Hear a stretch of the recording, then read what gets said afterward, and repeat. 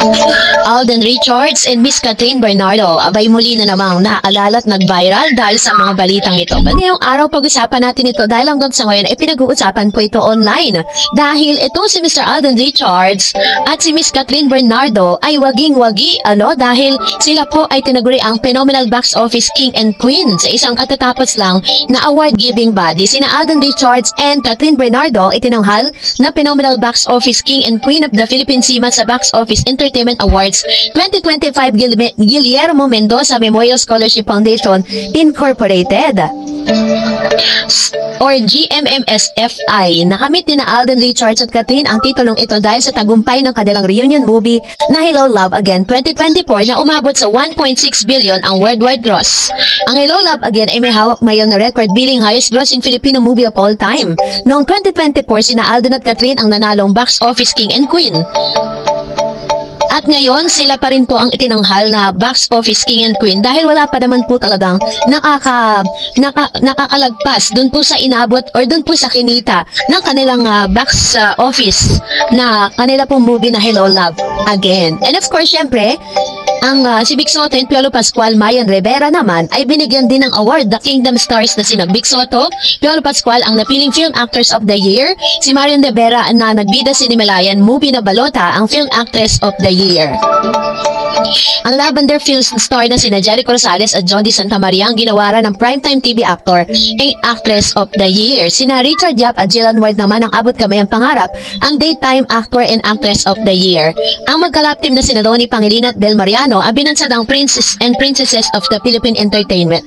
So ganito po sila kagwagi pero wala pa rin pong nakakabasag or wala pa rin po talagang nakalalagpas dun po sa inabot nitong si Mr. Alden Richards and Miss Catherine Bernardo na award na talaga namang ilang taon na po nilang hawak, Dahil dati po, bago pa man po malagpasan ng movie ni Marian Rivera at Ding Dong Dantes, yung kanila pong Hello Love Goodbye, pagkatapos po noon ay bumalik na naman sa peak pagiging box office king and queen, itong si Alden at si Catherine. Kaya naman nasigaw ng mga Katden fans, kailan kaya masusundan muli ang kanila pong movie na minakaantay ng maraming mga fanay, kahit po talagang meron silang mga magkakaiwalay na ganap.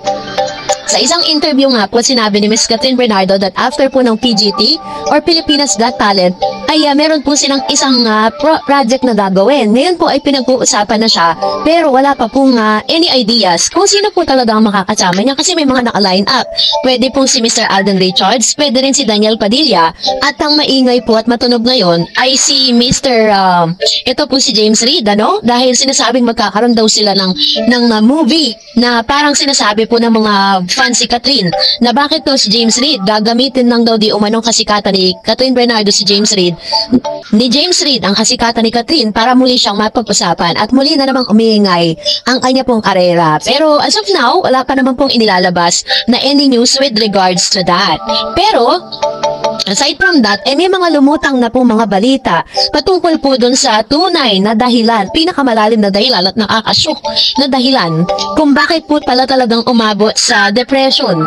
Ito po si Mr. Alden Richards kasi hindi naman pala 2 million or 6 million lang ang nascam sa kanya, kundi ito po ay umabot ng almost 100 millions. Ito po ang hirit ni Menay Christy Permin. Si Alden Richards ay isang kilalang personalidad sa Pilipinas ay naugnay sa isang iskandalo ng pandaraya na nagkakahalaga ng 100 million.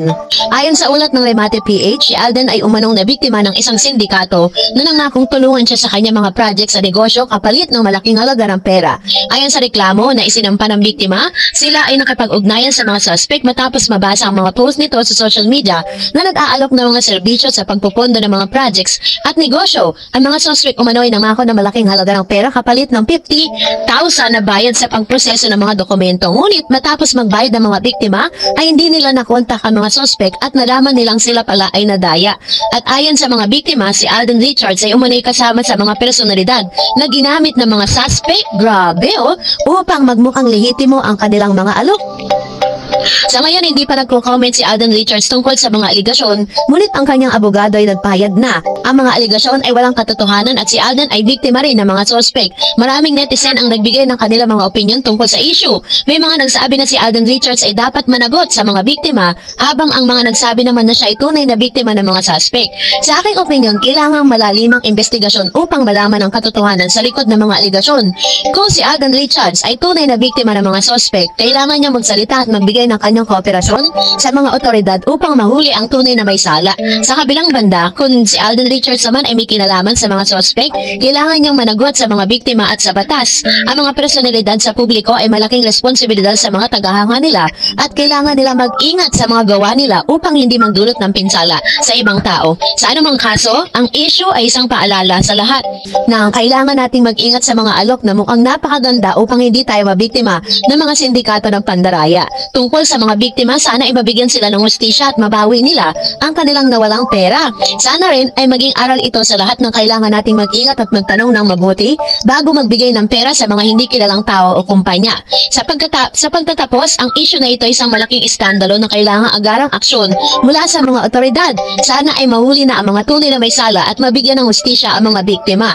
So, lumalabas, nabase po dun sa mga ulat ko nitong si Manay Christopher Min na isa ito sa talagang dala-dala ni Mr. Alden Richards kasi yung mga scammers na parang naningil ng ganong kalaking halaga para maproseso yung business na papasukin po nila, ginamit nila yung pangalan ni Alden. This is gonna be the reason why Alden Richards felt na talagang sobrang na-depress siya sa mga panahon na last year, no? At hanggang sa ngayon, nananahimik si Alden kasi ayaw niya magbigay ng kahit ano paman na mga statement with regards to this kasi napakalaking pera po na parang almost 100 millions ang sinasabing na scam na parang si Alden Richards ang gustong pananagutin dahil po siya po yung ginawang parang ginamit yung kanyang pangalan sa ganitong klase ng scamming scheme, no?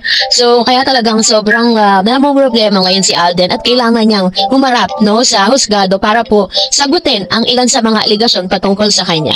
So kayo po, anong nyo sa loobin patungkol dito? Comment down below. And that's it for today. For more videos and updates, please don't forget to like and subscribe, and please don't forget to follow my Facebook page, that it's TP. God bless everyone!